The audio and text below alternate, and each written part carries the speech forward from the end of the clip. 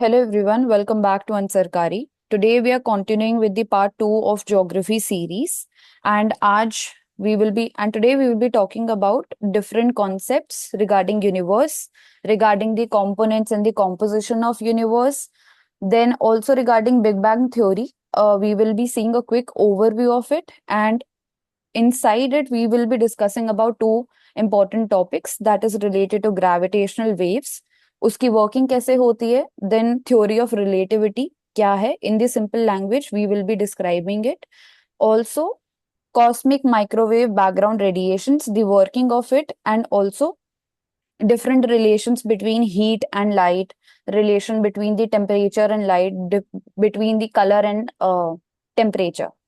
Also, we will be covering different projects and missions which have been accomplished and are in progress by India and different parties in collaboration. Also, two instruments that are very important regarding LIGO and square kilometer array. We will be discussing about their working and why are they important. So, to get a detailed overview of the above stated topics, you should revisit our playlist of GS1 Geography.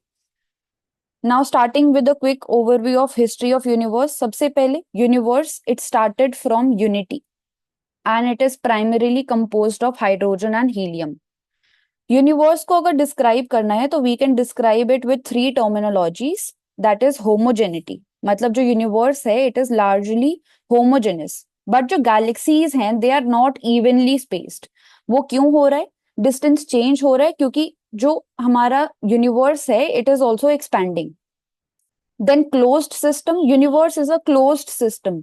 ऐसा हम क्यों बोलते हैं? क्योंकि जो matter है, matter that is stars, different planets या फिर गैलेक्सीज यूनिवर्स के अंदर, वो कॉन्टिन्यूसली एक्सपैंड कर रहा है एंड यूनिवर्स के अंदर मैटर है जो कि कंडेंस हो रहा है, कॉम्पैक्ट हो रहा है in the form of stars, planets and different galaxies, इसीलिए हम उसको एक क्लोज्ड सिस्टम बोलते हैं. Then steady state theory that tells us that the universe has no beginning or no end. But जो मैटर है, क्योंकि हमारा यूनिवर्स एक्सपैंड कर रहा है विद टाइम, तो उसकी डेंसिटी को मेंटेन करने के लिए यूनिवर्स के अंदर कॉन्टिन्यूसली जो मैटर है उसका बर्थ होते जा रहा है. सो इन तीन टर्मिनोलॉजीज को यूज करके हम यूनिवर्स को डिस्क्राइब कर सकते हैं.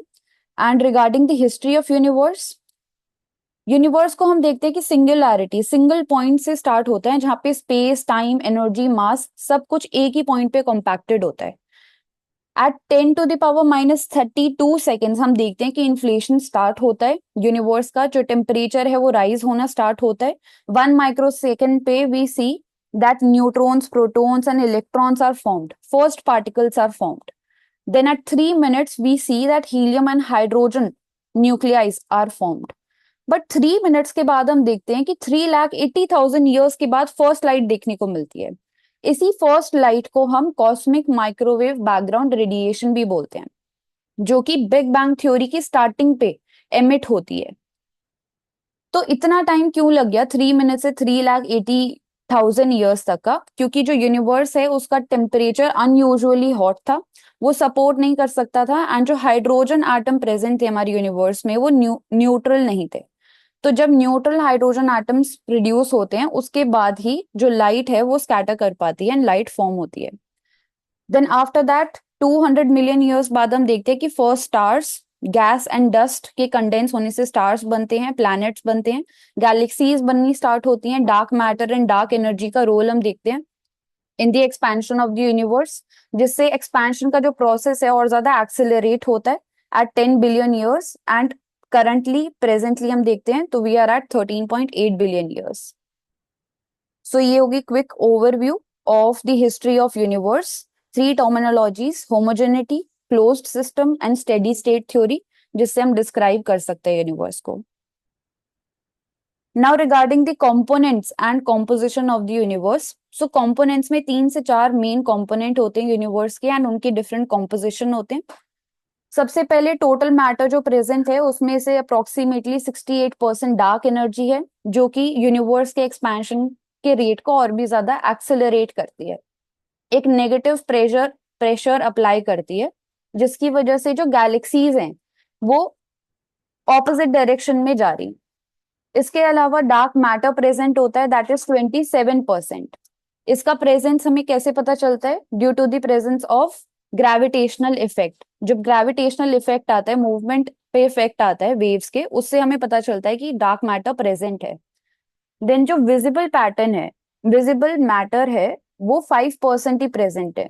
दूसरे डायग्राम में भी हम देख सकते हैं कि जो डार्क मैटर है, टोटल मैटर में से हम देख रहे हैं कि कुछ कॉम्पोजिशन है जिसमें डार्क मैटर प्रेजेंट है, कुछ कॉम्पोजिशन है जिसमें विजिबल मैटर या फिर रेगुलर मैटर प्रेजेंट है। इस विजिबल मैटर में ही आते हैं स्टार्स, गैलेक्सीज एंड जो डस्ट एंड गैसेस प्रोड्यूस हो रही है हमारे यूनिवर्स के अंदर। इसके बाद डिफरेंट, क्योंकि स्टार्स हैं, गैलेक्सीज हैं, ब्लैक होल्स भी हैं, तो डिफरेंट टाइप्स ऑफ रेडिएशंस भी जनरेट हो रही है। रेडिएशन होती है किसी भी टाइप की लाइट या फिर किसी दूसरे टाइप की इलेक्ट्रोमैग्नेटिक वेव्स, जिसमें कॉस्मिक माइक्रोवेव बैकग्राउंड रेडिएशन भी आती है, that started at the beginning of big bang theory. इसके अलावा स्टार्स जो लाइट एमिट करते हैं, स्टार लाइट जो कि विजिबल होती है हमें, वो भी आती है। एंड सन भी जैसे बोल सकते हैं विजिबल लाइट को स्कैटर करते हैं इन डिफरेंट डायरेक्शंस, वो भी आती हैं। So radio waves, gamma rays, infrared emissions, इसके अलावा एक्स रेज भी इन रेडिएशन का पार्ट होती हैं that are present in our universe. इसके अलावा न्यूट्रिनोज की हम बात करते हैं, that are produced by nuclear reactions, जो स्टार्स के अंदर होते हैं, या तो सुपरनोवा के फेज में होते हैं या फिर न्यूक्लियर डिके, जब स्टार जो है वो अपने डेथ के पास जा रहा होता है, तब न्यूट्रिनोज का फॉर्मेशन हमें देखने को मिलता है। इसके अलावा एक और इम्पोर्टेंट कंपोनेंट होता है, that is space and time, जो कि फोर्थ डायमेंशन यूनिवर्स की फॉर्म करता है। एंड इसका प्रेजेंस हमें पता चलता है क्योंकि मैटर और एनर्जी भी प्रेजेंट है। एंड यहीं से ही हमें इफेक्ट पता चलता है जो आइंस्टाइन की थ्योरी ऑफ रिलेटिविटी है, जिसमें वो बताते हैं कि जो ग्रेविटी है उसी के प्रेजेंस की वजह से ये जो स्पेस एंड टाइम है ये बेंड होता है। जो स्पेस में बेंड देखने को मिलता है, एक्सपेंशन हो रहा है या कॉन्ट्रैक्शन हो रहा है, वो ग्रेविटी के प्रेजेंस से हो रहा है। देन इन डिटेल अगर देखें कॉस्मिक माइक्रोवेव रेडिएशंस को, एक सेकेंड।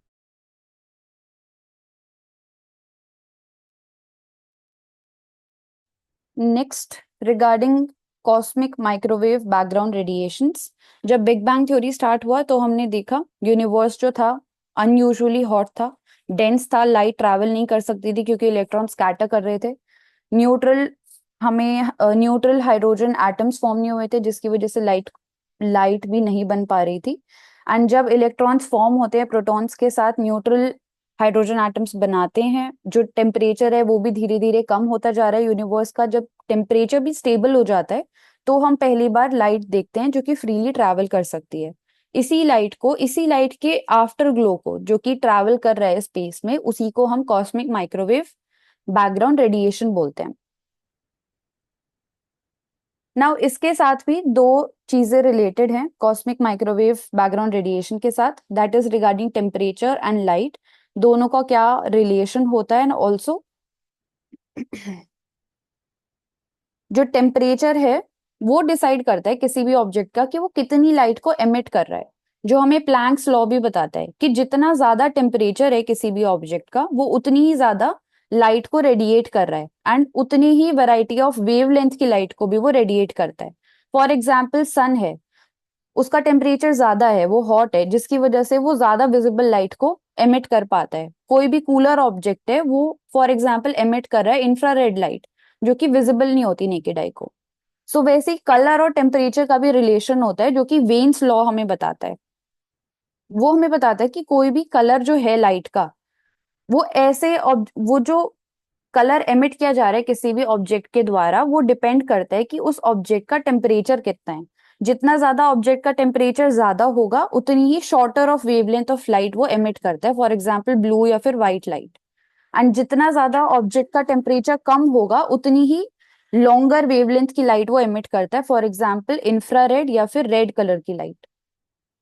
फॉर एग्जाम्पल स्टार जो है दैट अपीयर ब्लू, वो हॉटर होते हैं, इसलिए हम बोलते हैं कि जो ब्लू स्टार्स होते हैं उनका टेम्परेचर ज्यादा होता है, एंड जो रेड स्टार्स होते हैं उनका टेम्परेचर कम होता है कहीं ना कहीं। एंड यहीं पे ब्लैक बॉडी रेडिएशन का कॉन्सेप्ट भी आता है कि कभी भी एक कोई भी ऑब्जेक्ट है with a temperature above absolute zero, वो वो एमिशन वो एमिट करता है रेडिएशन को। जो स्पेक्ट्रम होता है और जो इंटेंसिटी होती है उस रेडिएशन की, वो टेम्परेचर के ऊपर ही डिपेंड करती है। वो हम डिफरेंस देख भी सकते हैं स्टार्स एंड ह्यूमंस के अंदर भी। ह्यूमंस जिनको बोलते हैं कि वो इंफ्रारेड लाइट एमिट करते हैं, जो स्टार्स होते हैं वो विजिबल लाइट एमिट करते हैं जो कि हमें दिखती है। सो ये पूरा रिलेशन हो जाता है टेम्परेचर का एंड लाइट का। सो जितना ज्यादा टेम्परेचर उतनी ज्यादा लाइट एंड उतनी ही शॉर्टर ऑफ वेवलेंथ की लाइट। जितना कम टेम्परेचर उतनी ही कम लाइट एमिट करता है वो, एंड उतनी ही लॉन्गर वेवलेंथ ऑफ लाइट को एमिट करता है। इसके बाद कॉन्सेप्ट आता है ऑफ ग्रेविटेशनल मैं वेव्स। एक चीज मैं ऐड करूंगा कि ये तो ठीक है हाई टेम्परेचर, लेकिन energy also dissipates if there is more light because it is associated with more energy. तो इसका एनर्जी भी खत्म हो जाता है। इसके कारण ही सिर्फ जो लेस लाइट और लॉन्गर वेवलेंथ वही दिखता है। That is why red light is used by the vehicles और even for the warning sign. Yes. Then next is regarding gravitational waves. तो ग्रेविटेशनल वेव्स इस फोटो में भी हम देख सकते हैं कि रिपल टाइप इफेक्ट वो क्रिएट कर रहा है। फॉर एग्जाम्पल किसी भी पॉन्ड में वाटर जब स्टिल होता है और उसमें हम स्टोन डालते हैं तो वो रिपल्स क्रिएट करता है। उसी तरीके से डिफरेंट ऑब्जेक्ट्स हैं जो हमारे यूनिवर्स के अंदर, जिसमें न्यूट्रॉन स्टार भी हो सकता है या फिर कोई ब्लैक होल भी हो सकता है, वो एमिट कर रहे होते हैं, रेडिएट कर रहे होते हैं इन डिफरेंट डिफरेंट डायरेक्शंस। उसी को उन्हीं वेव्स को हम ग्रेविटेशनल वेव्स बोलते हैं। आउटवर्ड डायरेक्शन में ये जाती हैं, कोलिजन हो रहा है किसी भी ब्लैक होल का या फिर डिफरेंट स्टार्स का कोलिजन हो रहा है, उसकी वजह से ये वेव्स क्रिएट हो सकती हैं। ग्रेविटेशनल वेव से ही रिलेटेड होती है आइंस्टाइन की थ्योरी ऑफ जनरल रिलेटिविटी, जहां पे वो एक्सप्लेन करते हैं कि जो ग्रेविटी है वो वर्क कैसे कर रही है। यहाँ पे इससे पहले तक लोग सोचते हैं कि जो ग्रेविटी है वो एक फोर्स है जो कि डिफरेंट डिफरेंट ऑब्जेक्ट्स को पुल कर रहा है। But Einstein theory of relativity में बताते हैं कि जो मैसिव ऑब्जेक्ट है जैसे कि स्टार्स या फिर प्लैनेट, ये इनमें जो स्पेस एंड टाइम प्रेजेंट होता है वो बेंड होता है due to the presence of gravity, and जो बेंड आता है उसी से ही हमें पता चलता है कि ग्रेविटी इस तरीके से बिहेव करती है एंड ग्रेविटी प्रेजेंट है। एंड उन्हीं रिपल्स जो स्पेस एंड टाइम के डायमेंशन में वो रिपल्स जब क्रिएट होते हैं कोलिजन की वजह से या मूवमेंट की वजह से किसी भी ऑब्जेक्ट के, उन्हीं को ही हम बोलते हैं कि ग्रेविटेशनल वेव्स फॉर्म हो रही हैं। एंड इन्हीं ग्रेविटेशनल वेव्स को यूज करके हम पता लगा सकते हैं कि कहाँ पे कोलिजन हुआ है यूनिवर्स के अंदर इन दी ब्लैक होल्स, एंड साइंटिस्ट इसको स्टडी भी करते हैं। इससे हम जो यूनिवर्स के एक्सपेंशन का रेट है उसको भी डिटरमाइन कर सकते हैं। So that is why gravitational waves important हो जाता है पढ़ना। देन इसके बाद different projects that are important related to neutrino detection, related to CMB radiation, related to gravitational waves.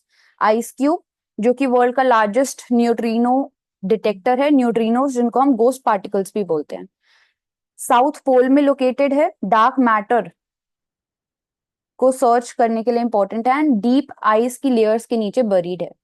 इसके अलावा इंडियन बेस्ड न्यूट्रिनो ऑब्जर्वेटरी जो कि थेनी इन तमिलनाडु में लोकेटेड है, न्यूट्रिनोज के रिसर्च के लिए इंपॉर्टेंट है। एंड आगे जाके हम बोल सकते हैं कि कॉस्मिक माइक्रोवेव बैकग्राउंड रेडिएशन जो है उसमें भी हमें हेल्प करेगा। यहाँ पे एटमॉस्फेरिक न्यूट्रिनोज को स्टडी करने के लिए जो इंस्ट्रूमेंट यूज हो रहा है, it is called iron calorimeter. Then अब इसमें इम्पोर्टेंट। क्वेश्चन उठता है कि how the ice cube works, कैसे काम करता है when it is located at south pole. Hmm. तो इसमें बोल सकते हैं कि why it is located at south pole. तो क्योंकि अंटार्कटिक जो आइस है, when the neutrinos they interact with the ice, तो उनका जो वेवलेंथ या पार्टिकल जो चेंजेस होता है उसके कारण it emits blue light. That is why ऊपर से जब दिखता है अंटार्कटिक को तो ब्लू लाइट दिखता है। आर्टिक अंटार्कटिक आइस जो होता है ब्लू दिखता है। इवन जो आर्टिक ग्लेशियर है वो भी ब्लू, डीप ब्लू दिखते हैं। तो ब्लू लाइट जो इमिट करते हैं उसको चेरेंको रेडिएशन बोलते हैं। और जो आइस क्यूब सेंसर है it detect the light and converts into pattern. और वो बताते हैं कि जो न्यूट्रिनो का जो इफेक्ट है ऑन द आइस वो कैसा है और कितने मात्रा में न्यूट्रिनो है। इसलिए जो आइस क्यूब है वो एक तरह से बोल सकते हैं कि it is buried in the Antarctic ice. Yes, and ताकि डिस्टॉर्शन भी लिमिटेड रहे एकदम। डिस्टॉर्शन भी है और फिर न्यूट्रिनो हम्म। रिएक्ट नहीं करता, लेकिन neutrino create certain kind of radiation in the Yes. Ice particle. उसको डिटेक्ट करने के लिए ये आइस क्यूब है, उसके अंदर में सेंसर लगा हुआ है, हम्म। ऐसे का। एंड उसी की वजह से हम बोल सकते हैं कि जो आईएनओ भी लोकेटेड है इंडिया में, वो भी अंडरग्राउंड है। डिफरेंट रॉक के लेयर्स के नीचे इसको बरी किया गया है। Important INO से related institutions, BARC, that is Bhabha Atomic Research Center, and also Tata Institute of Fundamental Research. Then next is regarding Indigo program. Indigo program के अंदर ही LIGO observatory that is located in Maharashtra in India, वो आती है Indian initiative in gravitational wave observations. यहाँ पे gravitational waves, उनके जो ripples create होते हैं, थ्योरी ऑफ रिलेटिविटी, उसी के डिटेक्शन पे फोकस्ड है। ऐसा क्यों? क्योंकि जो मर्जिंग हो रही है ब्लैक होल्स की या फिर डिफरेंट स्टार्स का कोलिजन हो रहा है, उनको साइंटिस्ट स्टडी कर सकते हैं। एंड इनडायरेक्टली जो बिग बैंग थ्योरी है, उसके भी एविडेंसेस को वो सपोर्ट करती हैं, तो उसको भी स्टडी करने में हमें हेल्प करता है। इंडिया में लिगो हम देखते हैं, that is laser interferometer gravitational wave observatory in Maharashtra. यहाँ पे भी हम ग्रेविटेशनल वेव्स, डार्क मैटर और डार्क एनर्जी को स्टडी करने के लिए, डिटेक्ट करने की बात करते हैं। इसके भी वर्किंग को हम डिटेल में देखेंगे कि कैसे लेजर्स और मिरर्स को हम यहाँ पे यूज करते हैं ग्रेविटेशनल वेव्स को डिटेक्ट करने के लिए। देन ऊपर यूएसए में वाले में भी। लिखा हुआ ना हम्म। कि लीगो तो आप बताओगे, ऊपर हम्म। एक बार स्क्रॉल करो ऊपर।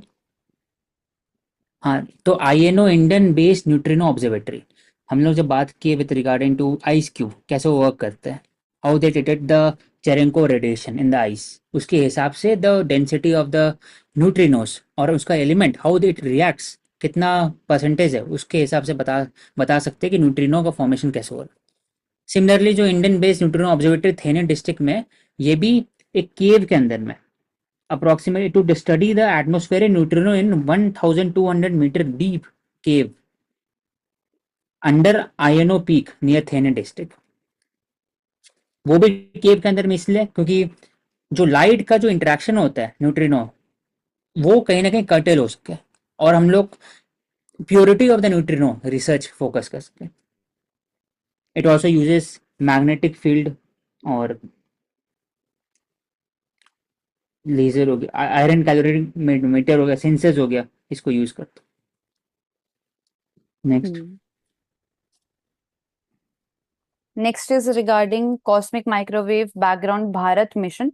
इसरो मेजर प्लेयर है इसमें and will also be collaborating with international partners. यहाँ पे न्यूट्रिनो से ही रिलेटेड जो फिजिक्स हैं, जो प्रॉब्लम्स हैं, उनको डिटरमाइन करने की हम बात कर रहे हैं। उनका मास कितना है एंड एक्चुअली क्या कैरेक्टरिस्टिक्स है न्यूट्रिनोज के, उनको स्टडी करेंगे scientist. And also the distribution of dark matter and dark energy कैसे डिस्ट्रीब्यूटेड है इन द यूनिवर्स, उसको स्टडी करने में हमें हेल्प करेगा। तो सीएमबी भारत मिशन।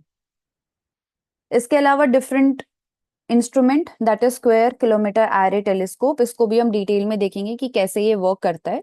ये हमें हेल्प करता है बेसिकली, यहाँ पे रेडियो वेव्स को हम ट्रेस करने की बात करते हैं।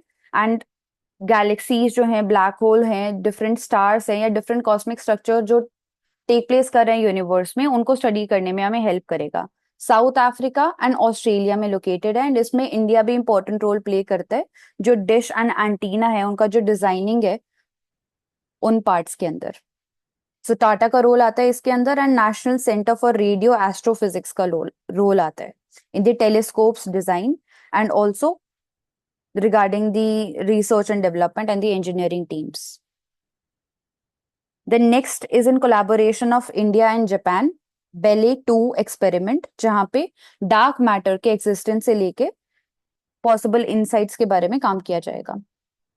देन नेक्स्ट, ये रिसेंटली हमने न्यूज में भी देखा था, डार्क एनर्जी स्पेक्ट्रोस्कोपिक इंस्ट्रूमेंट, कैसे गैलेक्सीज का डिस्ट्रीब्यूशन है, कितना स्पेस उनके बीच में डिफर कर रहा है with the rate of expansion, dark energy का क्या रोल है उसके अंदर, उसको स्टडी करेंगे हम यहाँ पे। एंड ये जो इंस्ट्रूमेंट है, it can also capture the light from 5000 galaxies at the same time.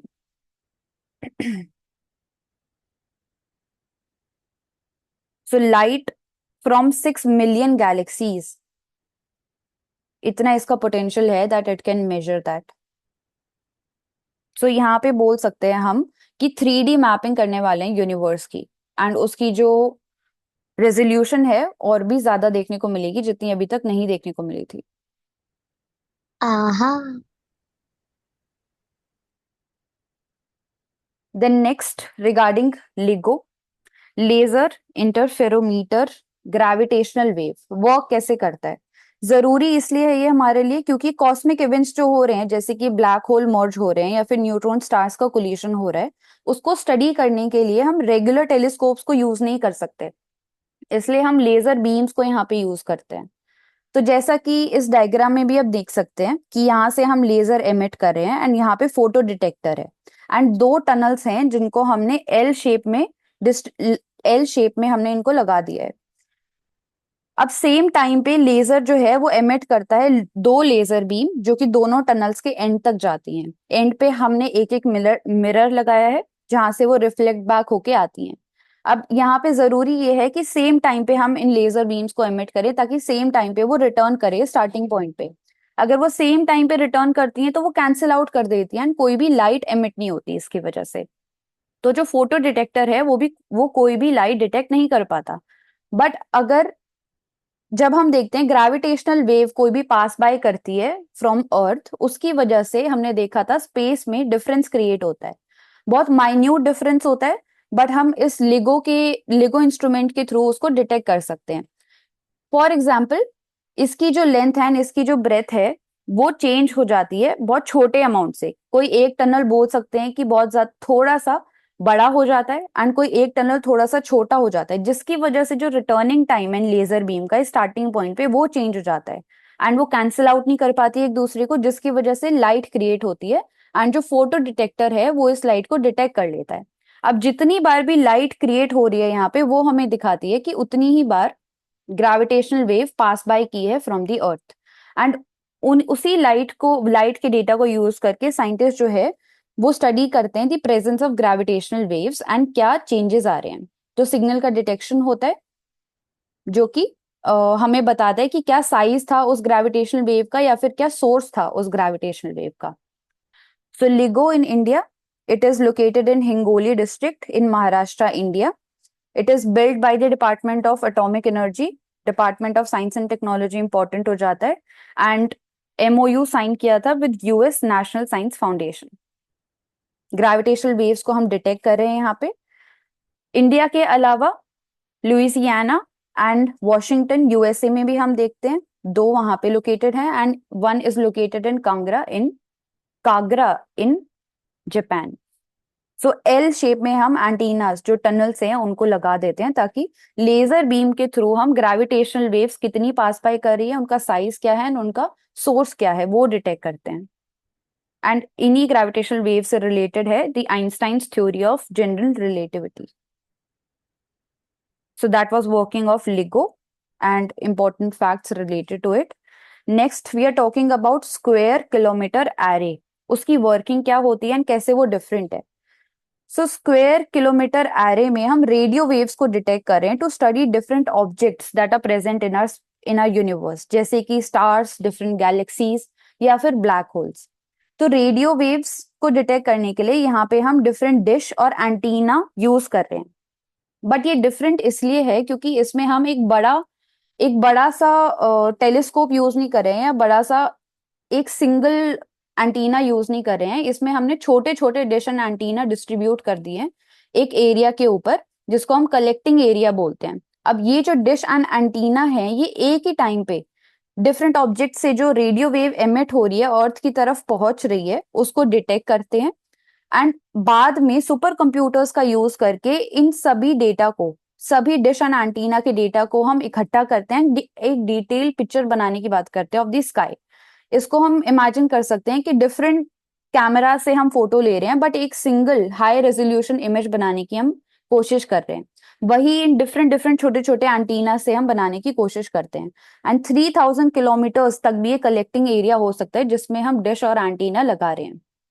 कैसे हेल्प करता है ये, गैलेक्सीज कब फॉर्म हुई, कैसे फॉर्म हुई, उसको एक्सप्लेन करने में हेल्प करेगा। नेचर क्या है ब्लैक होल का उसको हम एक्सप्लेन कर सकते हैं। Also regarding the distribution of dark energy and dark matter, and also big bang theory, जो बताती है अर्ली यूनिवर्स में क्या क्या चेंजेस हो रहे थे, क्या वो सच में हो रहे थे, उनको भी स्टडी करने में ये रेडियो वेव्स का डेटा हमें हेल्प करेगा। इसमें सबसे इम्पोर्टेंट है कि ये रेडियो टेलीस्कोप है, square hmm kilometre array observatory, observatory not optical observatory, telescope नहीं है, रेडियो टेलीस्कोप है। तो एक पीटी फैक्ट हो, यस। बाकी सेम काम करता है, बस फर्क है कि ऑप्टिकली आप देखते हो इसके थ्रू, इसमें आप सेंसर के थ्रू देखते हो रेडियो वेव्स को। Yes. So we have covered a quick overview of different topics today regarding universe, regarding different theories of Big Bang theory, regarding cosmic microwave background radiations, and also regarding gravitational waves. Then working of LIGO and square kilometer array instruments. To get a detailed overview of the above stated topics, you should visit our playlist of GS1 Geography. Thank you so much everyone for joining Ansarkari.